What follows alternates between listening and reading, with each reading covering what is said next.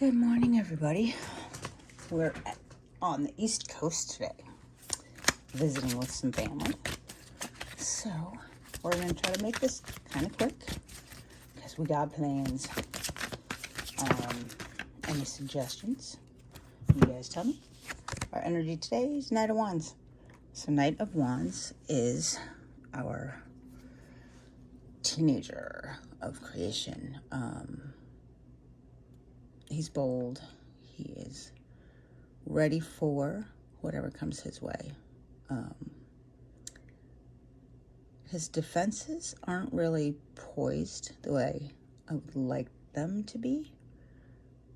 He's kind of not really too worried, right? So I feel like he's a little naive. He could have that shield turned towards anyone that's coming his way. He's kind of got it off to the side. So I feel like he's not as worried about those defensive energies. He's free-spirited, I guess. He's looks like he's traveling. He's maybe in a new place. Obviously, I'm traveling. But I do feel like travel is the energy of the day in that we're getting restless, right? We are tired of being in the same place. So this travel could mean travel metaphorically. It's time to move to the next level. Possibly. Let's see what else we've got. The Ten of Cups. So that's awesome. Ten of Cups is everything we ever wanted, right? Community, family, love, cooperation. I do feel like this is more community type and less individual, right? So I think we're getting to a place where we're starting to think about things from a more collective perspective than just our own individual growth. We're starting to realize that the only way to change the world really is to share our healing and our growth with others. I'm going to read the Ten of Cups just because. So it says here, marriage, children, family, reunions, total love and support. I feel like instead of getting total love and support from this card, we're actually giving it in a way that we hadn't been up till now. We've been very selfish, and not in a bad way, about our growth, and been very focused on our own personal growth. And I think we're coming into a phase where growth for the collective is becoming more and more important to us. As we heal others, and as we grow, others grow. And I think we're starting to see that, and we're starting to see the correlation between us and the rest of the world, and how that impacts our world ultimately. When we look at a situation and we see it from a positive light, then the universe doesn't have a choice by law of attraction to bring us more positive. So we're starting to see how we're impacting the world and not just ourselves. And we're literally creating our own world that way. And being that we have made our positivity a habit, it is the Lovers. It's coming out as love for the world. In a traditional Rider-Waite deck, the Lovers is usually two different people. But in the Mermaid deck, I see that she sees herself in the mirror, but she sees herself as a human here, right? And she's a mermaid. So she's starting to believe that she's changed. She's seeing it, and she's not looking at what the world sees. She's looking at what she sees. And when she projects what she sees onto the rest of the world, then they begin to see that as well. Everything is perspective. There's no reality. And when I say that, I know it sounds a little out there. But what I mean to say is the situation, we can't change anything but ourselves. When we change ourselves and we change our perspective on it, then it changes our reality, our perception of it. So if something blocks you from a certain thing. And most times we would see that as negative. When we see it as a positive and we keep that high vibration, then we're able to more quickly manifest the good thing that comes after, right? Because a lot of times those bad things lead to good things. I was talking with a friend of mine this morning about that. We were talking about, oh, if I knew then what I know now, if I had the knowledge I had. And of course, we joked about things we wouldn't do, or, people we wouldn't date or marry, as the case may be. And I thought about it, and I said, well, but remember, those things led us to these things, and we would never have gotten these things without having gone through that bad. So I feel like that's our perspective now, right? We're starting to see that bad from a future self point of view, and just looking forward to the good that comes after. And when we do that, we can pull that good in quicker. So it's a lot of growth here, guys. We're really getting to a point where we're traveling our path quicker, right? Our community and our love and our support and our self-love ultimately is what's causing that. Self-love and seeing ourselves in a positive light. And then we've got the Three of Swords in the reverse. So Three of Swords, typically, that's our heartbreak card, right? That's our somebody, something, some idea, something big died within us, something we thought was huge, something that we put a lot of our time, faith, and effort into that's died, but we've got it in the reverse. So I think what we're seeing here is, again, a reiteration of what I just said. When those big things that we want and plan for don't come to fruition or get blocked in some way, then we see that good that comes out of it, right? So this is basically an apology to the universe, to ourselves,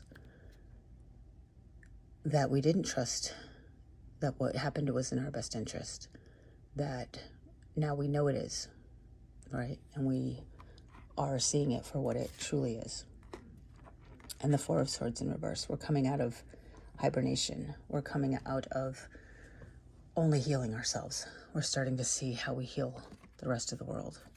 When the Four of Swords is in the upright, she's completely blocked off, devoid of emotion, just going within.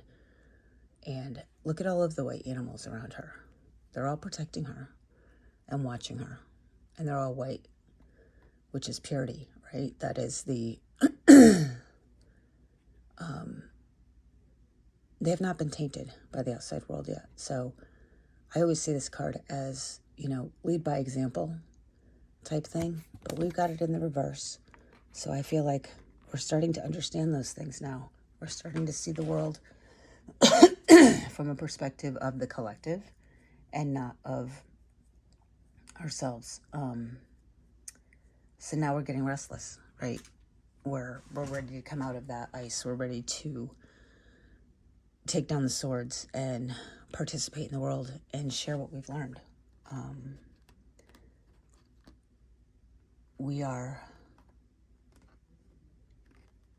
advancing, for lack of a better way to say it. It's kind of like when you have a baby, and I don't know how many of you out there are parents, but when your child realizes that there's a world outside of home, and they go to school and they realize that there's so many more people in their world than just mom and dad and brothers and sisters. And it's like this realization that, not that you're small, but that you're one of many as opposed to one of a few. And that perspective can be daunting. It can be overwhelming, and it can be scary. So I feel like if that's the energy we have, if we're starting to feel like this is so much bigger than I thought it was, it can lead to a level of fear. But remember, if you've watched my channel, fear and excitement solicit the same physiological response. So when you're afraid, just say you're excited. I'm afraid for this new journey. I'm afraid to start a business. I'm afraid to start this relationship. Change out the word fear with the word excited, and your mind will believe you because your body backs it up, right? The response is the butterflies in your stomach and the heart pounding and the, just that overall anxious type feeling. It can be fear or excitement, and it's up to you to decide which it is. So let's choose for the excitement. Let's be ready for this new adventure, guys, because it's a whole new world. So we'll get some advice. And the advice is the Queen of Wands. So that is literally our mature energy, nurturing, creative, feminine energy. And she's creating.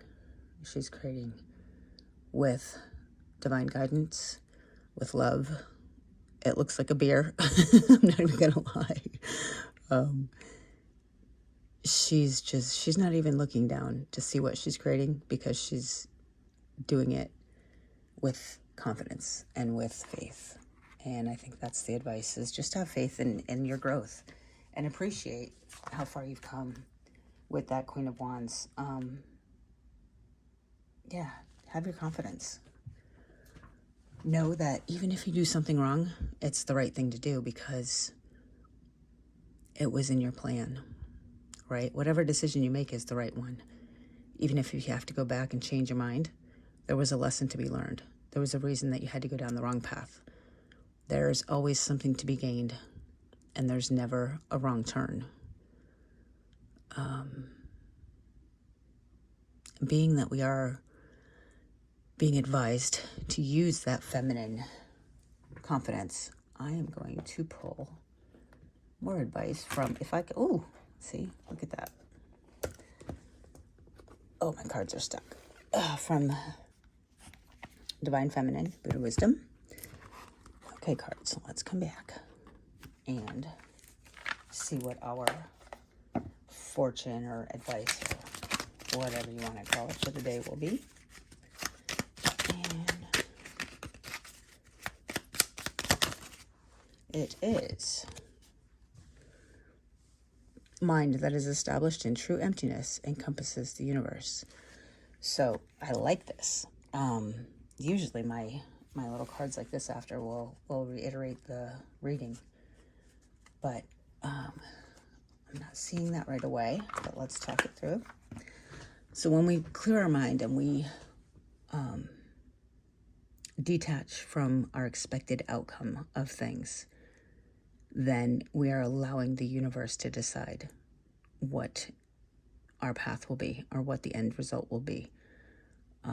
You guys have heard it's the journey, not the destination. And it truly is, because if you think about it, once you get to that destination and you're so focused on that, what did you miss along the way? What did you miss in the way of the growth, in the way of the flowers that you may have walked by, or the people's lives that you may have touched? I was talking with my cousin the other day, and we were telling stories of just different people that we knew throughout our lives. And it occurred to me that had that one moment never occurred, certain people may not have ever been saved. And by saved, I mean the abuse that they were enduring at the time stopped as a result of the intervention of one person that happened in one moment that only knew them for one day. And she came across an adult who wrote her a letter and told her how much she had changed their lives. And we don't always know that those interactions are that significant, right? But when you don't think and you act from the heart, the universe is at work. The universe is truly doing its magic with you. And we're co-creating with the universe, which is what our Queen of Wands at the end there is doing. So, big messages today, guys, big messages. I'm in a new state and going to interact with some new people, and I'm going to travel down to Maryland and North Carolina and back to Maryland and back to Connecticut, and let's see how many lives I can touch. How many lives in your life can you touch today? And when you do, don't be attached to the outcome. Just come from a place of love and see what butterfly effect comes as a result of it. All right, guys, I'm going to leave it there. I will talk to you tomorrow. Love you.